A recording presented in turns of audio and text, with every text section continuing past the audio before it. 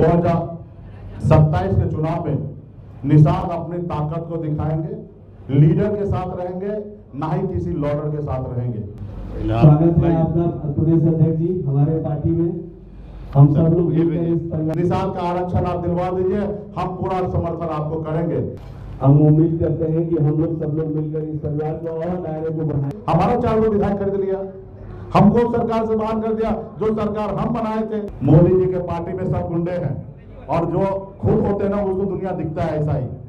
हमको फांसी दे दीजिएगा, 1 महीने में अगर हम नहीं महिला को 33% आरक्षण उनके सीट रिजर्व कर पाएंगे तो हमको फांसी दे दीजिएगा। इनको भी मैं धन्यवाद देता हूँ। निश्चित तौर पे मैं मानता हूँ कि आप दोनों बड़े नेता आज वीआईपी पार्टी के सदस्य बने हैं, तो इसमें पूरे प्रदेश में एक बड़ा संदेश जाएंगे और निश्चित तौर पे आने वाला समय में जो सोच और सपना लेकर हम आए हैं वो सपना को जरूर हम लोग साकार करेंगे, हम पूरा भरोसा करते हैं।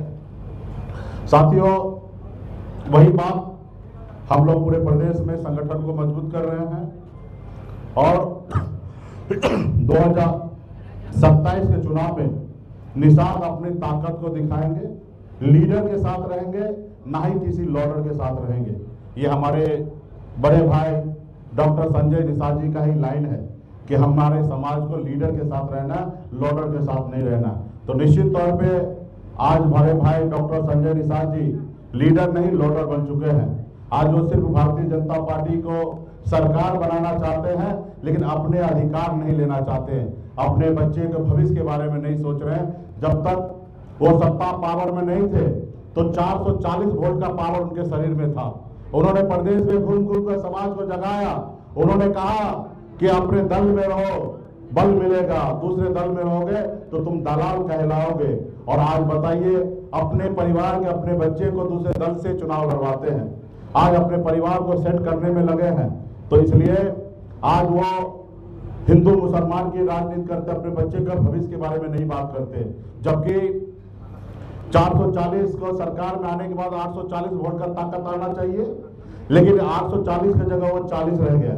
यानी कहीं ना कहीं ट्रांसफार्मर जो है ना उड़ चुका है। तो आने वाले समय में प्रदेश के हर एक निषाद को नए ट्रांसफार्मर लगाने की आवश्यकता है और मैं कोशिश करूंगा कि हमारे बड़े भाई साहब को ट्रांसफर हम ठीक कर दें। हम तो उनको हमने कहा कि भाई आप बीजेपी से सरकार में हैं, राज्य में भी उनकी सरकार है, दिल्ली में भी उनकी सरकार है, निषाद का आरक्षण आप दिलवा दीजिए, हम पूरा समर्थन आपको करेंगे। यदि अगर नहीं है तो वो लोग कर रहे हैं तो आप हमारे साथ आइए, हम आपके साथ खड़ा रहकर, पीछे खड़ा रहकर आपको राज्य में मजबूती देंगे और यहाँ पे अच्छे से राजनीति कीजिए, समाज के अधिकार के लिए लड़ाई लड़िए। और निश्चित तौर पे हमें पता है, हम अपने पूर्वज से सीखे हैं, जब आप लड़ाई लड़िएगा, आंदोलन कीजिएगा तो आज हो या कल हो आपको अधिकार मिलेगा। जिस तरीके से हमारे पूर्वज ने देश के में अपने अंग्रेज को मार के भगाया, अपने देश को आजादी दिलाई, 200 साल तक लड़ाई लड़ना पड़ा, उसी तरीके से हमारे पास कोई ऑप्शन नहीं है। हम समाज के शुभचिंतक हैं, समाज ने आज तक हमें नेता बनाया, आपको मंत्री बनाया, हमें समाज के बारे में सोचना चाहिए। सिर्फ समाज हमारा अपना परिवार नहीं होना चाहिए, सबके लिए हमको काम करना चाहिए। तो ये कारवा आप देख रहे हैं कि हमारा जारी है और बड़े बड़े नेता अलग अलग क्षेत्र में काम करने वाले, अपने अपने समाज में पहुंच पकड़ रखने वाले, सरकार में एनडीए में गठबंधन में जो सरकार है उनका सीधा प्रदेश अध्यक्ष वीआईपी पार्टी में आ जाना अपने आप में देखिएगा दर्शाता है कि वीआईपी पार्टी का विचार जो है गांव-गांव तक पहुंचने लगा है और आने वाला समय में जो हमने सपना देखा है वो सपना जरूर पूरा होगा। और भाजपा सरकार जो अगर आरक्षण नहीं देंगे तो आने वाले समय में उनको उखाड़ फेंकने के लिए हम एक बड़ा सेना तैयार कर रहे हैं और आने वाला समय में आपको हम एहसास करा देंगे 6 महीने में कि वो आरक्षण दे, नहीं तो उनको आने वाले समय में 27 में उखाड़ फेंकेंगे। साथियों, कुछ किसी साथी को कुछ फिलहाल तो आपने पार्टी ज्वाइन की, आपके साथ कितने लोगों ने इस पार्टी को ज्वाइन किया? अभी तो पूरा उत्तर प्रदेश ज्वाइन करेगा, आज मैंने ज्वाइन की जी। ये हमने थोड़ा गोपनीय रखा था, अक्सर रास्ते से लोग उठा लेते हैं और भारतीय जनता पार्टी का जो देखने करते हैं वो ऑपरेशन लोटस कर देते हैं, 7-7 को सांसद को खरीद लेते हैं।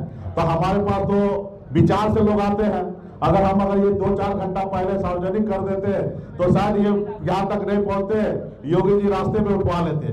तो निश्चित तौर पर डर है, क्योंकि वो लोग गलत काम करते हैं। वो लोग संविधान को नहीं मानते, लोकतंत्र को नहीं मानते। जो बाबा साहब ने लोकतंत्र में संविधान को सर्वोपरि माना, जनता को सर्वोपरि माना, लेकिन आज ये लोग क्या कर रहे हैं? गुंडागर्दी कर रहे हैं। ये हिटलर अंग्रेज से कम है क्या? मुगल से कम है क्या? आप बताइए, बंगाल में चुनाव में 3 लाख सेना को उतार देना, एनआई को उतार देना, किस तरीके से चुनाव आयोग को अपने जेब में ले लेना, हमारे वोटर एक नागरिक को मार के, डंडा मार के वोट लेना, वोट नहीं गिराने के वोट काट देना। और हमारे जज साहब कह रहे हैं सुप्रीम कोर्ट से कि इस बार नहीं वोट देंगे तो अगली बार देंगे। आप बताइए देश हमारा कहां जा रहा है? जिनको संरक्षण देना है वो भी हमारे साथ नहीं है, जो संवैधानिक पद है चुनाव आयोग उनको हमारे साथ नहीं है, और सेना को दुरुपयोग करके, सरकारी तंत्र पैसा खर्चा करके और सरकार हथियाना चाह रहा है। तो हम लोग ऐसे समय में ये मान लीजिए कि जिस तरीके से हमारे पूर्वज ने देश की आजादी की लड़ाई लड़ा, आज सही मायने में इंडिया ब्लॉक का विपक्ष के लोग जितने भी हैं, जो इंडिया को गठबंधन को वोट देते, ये सब लोग इस देश में आजादी की लड़ाई लड़ रहे हैं। साथियों, एक नई आजादी की लड़ाई लड़ रहे हैं। ऐसे तानाशाह को हम लोग आने वाले समय में उखाड़ फेंकना है, इसके लिए हम लोग पूरा मेहनत कर रहे हैं। साथियों, ये क्या करते? बनी हुई सरकार को खरीद लेते हैं। हमारा 4 लोग विधायक खरीद लिया, हमको सरकार से बाहर कर दिया। जो सरकार हम बनाए थे हमको रोड पे ला दिए। जो हम समाज के कुछ काम कर रहे थे, किसी का जो समस्या था वो सुन रहे थे, लेकिन वो नहीं चाहते हैं कि कोई समाज अपने पैर पे खड़ा हो। वो चाहते हैं कि वो हर पिछड़ा समाज, दलित समाज गुलाम बन के रहे, सिर्फ उन्हीं का राज हो। तो ये आने वाले समय में नहीं चलेगा। और हम लोग समाज, पिछड़े समाज के लोग सब जागरूक हो गया है। इस बार बिहार, उत्तर प्रदेश में हम लोग चलने नहीं देंगे। ये लोग जितना भी कर रहे हैं अनलीगल तरीके से कर रहे हैं। बिहार में हमारा सरकार मानन देख रहा था कि रोड पे लोगों, युवा, सभी महिला पुरुष रोड पे उतर गया था। वोटर अधिकार यात्रा में क्लियर दिख रहा था कि हमारी सरकार बन रहा है, लेकिन इन्होंने क्या किया? चालाकी, इन्होंने 10-10 हजार रुपया बांट दिया और कहा कि सरकार बनने के बाद 2 लाख देंगे। हमारा प्रदेश गरीब है, लोगों ने देखा कि हमको घर में 5 लाख, 10 लाख, 8 लाख आएगा, तो उन्होंने वोट दे दिया। महज 4% वोट आ रहा था तो हमारा सरकार बनता इंडिया ब्लॉक का। आज मैं राज्य में डिप्टी सीएम होता, निषाद, पिछड़ा, अति पिछड़ा, सभी जाति, सभी धर्म के लोगों के लिए मैं काम करता, लेकिन ये लोग चोरी कर लेता है। महाराष्ट्र में देखिए, सरकार विधायक खरीद के 4000 करोड़ खर्चा करके और सरकार बना लिया, और अडानी को धारा भी जो है 50,000 करोड़ कमाने के लिए उसको धारा भी दे दिया गया। तो ये इस तरीके से देश में चल रहा है। सरकारी संस्था को गुलाम बनाया जा रहा है, सभी संस्था को बेचा जा रहा है, प्राइवेट किया जा रहा है। तो इस सब के लिए हम लोग लड़ाई लड़ रहे हैं और अंतिम सांस तक हम लोग लड़ाई लड़ रहे हैं। और मुझे बहुत खुशी है कि इसका लड़ाई में हमारे साथी सब आ रहे हैं। इसको सभी को हम वीआईपी परिवार में स्वागत करते हैं। आपके पुराने भाई साहब हैं, आप 17 जातियों के आरक्षण की बात कर रहे हैं, वो नारी बंधन अधिनियम पे काम कर रहे हैं और कह रहे हैं महिलाओं को पहले आरक्षण दिलाएंगे। तो मना किसने किया है? ये देश के लोगों को बेवकूफ बना रहा भारतीय जनता पार्टी। उनको भी ये बात पता है, जो 2023 में पास हो चुका है, मोदी जी के हाथ में मेहंदी लगा है, लागू कर देना चाहिए 33%। देश के महिला के साथ छल किया जा रहा है। साथियों, ये ऑलरेडी लागू हो चुका है, कानून पास हो चुका है। दोबारा कानून पास नहीं होता है। एक कानून एक ही बार पास होता है, सिर्फ संशोधन होता है। और आपने संशोधन के लिए कुछ लाया क्या? नहीं लाया। फिर आप काहे के लिए ढिंडोरा पीट रहे? आप हमारे माता बहन को 33% आरक्षण दीजिए, ताकि लोकसभा चुनाव में, विधानसभा चुनाव में वो जीत कर आए और देश का नेतृत्व संभाले। और कोटा में कोटा दीजिए, ताकि SC, ST, OBC को भी सीट आरक्षित हो। तो हम लोग लड़ाई लड़ रहे हैं। ये तो देश के लोगों को गुमराह कर रहे हैं। जिस तरीके से हम लोग बचपन में देखते थे, एक हल्ला उड़ जाता था कि गणेश जी दूध पी रहे हैं, और सब लोग लाइन लगा देते थे कि गणेश जी को दूध पिलाते थे, जबकि गणेश जी का यहाँ गर्दन में लगाते थे और नीचे गिर जाते थे दूध। तो ये आप सब ने देखा। तो अंधविश्वास का यहाँ पे जगह नहीं है। लेकिन भारतीय जनता पार्टी का मानना है कि एक सच को 100 बार बोलो, वो सच जो है झूठ में बदल जाएगा, और वही करने के लिए बैठे हैं। भाई, महिला आरक्षण बिल पास है। मोदी जी में अगर दम है, थोड़ा लोक लज्जा है, शर्म है, तो महिला आरक्षण लागू करे और 33% हमारे माता बहन को आरक्षण देकर लोकसभा और विधानसभा में पहुंचाने का काम करे। ये लोग गुमराह कर रहे हैं। बीजेपी तो लगातार ये कह रही है ना कि हम महिला आरक्षण बिल लागू करना चाहते, तो लागू भी किया गया, लेकिन विपक्ष ने विरोध किया। इसकी वजह से हमने नहीं विरोध किया है। किसने कहा हमने विरोध किया है? हमने पास कर चुका है, आप लागू कीजिए। आपकी सरकार है भाई, या सरकार नहीं चला पाते, आप उतरिए और देखिए हम पहुंच गए। हमको प्रधानमंत्री बना दीजिए, 1 महीना में महिला आरक्षण बिल लागू नहीं हो जाएगा? लागू तो है ही, उसको रास्ते पे नहीं ला देंगे तो फिर आप हमको फांसी दे दीजिएगा। हमको फांसी दे दीजिएगा। 1 महीने में अगर हम नहीं महिला को 33% आरक्षण उनके सीट रिजर्व कर पाएंगे तो हमको फांसी दे दीजिएगा। ऑलरेडी पास है, आपको सिर्फ सीट को आरक्षित करना है। और किसी साथी को कहा जा रहा है कि बंगाल में योगी और मोदी का जादू चलने वाला है, ममता दीदी इस बार बंगाल से बाहर होने वाली है। वो तो कल पता चलेगा कि क्या जादू है।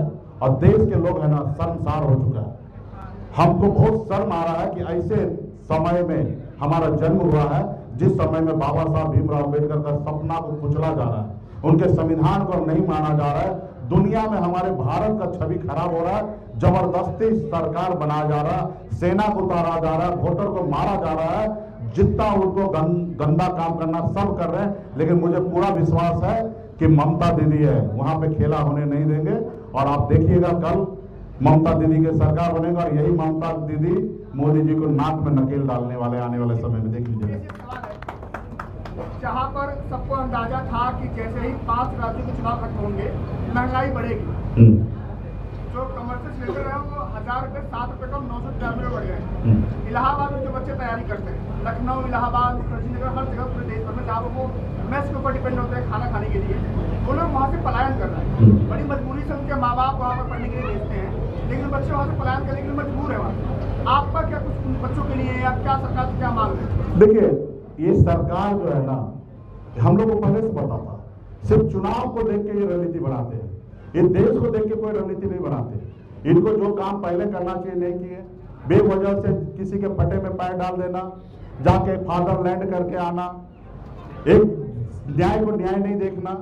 तो ये हम लोगों को पता था चुनाव के बाद गैस सिलेंडर का रेट बढ़ना है, पेट्रोल का रेट बढ़ना है, इनको पहले से ये करना चाहिए। आज जिसके पास पैसा है सरकारी खजाना से ये जो समस्या है उसको दूर करना चाहिए। आज बताइए अचानक इस तरीके से हो रहा तो हमारे पढ़ने लिखने वाले बच्चे कहाँ जाएंगे?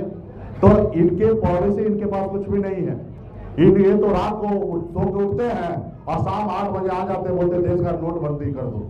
तो इनके पास कोई विजन नहीं, कोई ब्लूप्रिंट नहीं बनाते हैं। तो ऐसे सरकार को आपको बदलना पड़ेगा। ये जैसे नेपाल में युवा ने रोड पे उतरा, सरकार बदल गया, उसी तरीके से हमने कहते कि आप खुद खराबा कीजिए, क्योंकि ये हम लोग कभी इसका एक्सेप्ट नहीं कर सकते। लेकिन आप वोटर हैं, आप मालिक हैं, आप अपने गिरेबान में झांकिए, क्या ये देश में जो हो रहा है वो सही है? अगर सही है तो अच्छी बात है, अगर लगता है कि सही नहीं है तो कौन सही करेगा? जब आप देख रहे हैं जज बिक चुका है, हमारे केजरीवाल जी ने कहा, आप बताइए आरएसएस के कार्यक्रम में दिल्ली हाईकोर्ट के जज साहिबा वहां पे जा रही है तो हमको तो डर होगा ही ना। जब हम आरएसएस को पूछते हैं, उनके विचार के साथ हम नहीं रहते हैं, तो ऐसे जगह पे कहाँ भाई, ऐसे जगह पे हमको आशंका तो जरूर होता है और वही हो रहा है। तो अभी देश के नागरिक को कुछ करना पड़ेगा। हम लोग तो आगे आ ही रहे, हम लोग तो दिन रात मर ही रहे, लेकिन देश के युवा जो पढ़े लिखे युवा है उनको अभी सोचने की आवश्यकता है। गोरखपुर से सांसद रविकिशन जी, वो बंगाल चुनाव प्रचार करने गए थे। जी, वो कह रहे हैं कि उत्तर प्रदेश में और बिहार में बहुत सारे गुंडे मवाली हैं, उत्तर प्रदेश और बिहार में गुंडे ही रहते हैं, वो खुद जौनपुर से आते हैं। क्या कहेंगे आप बिहार से?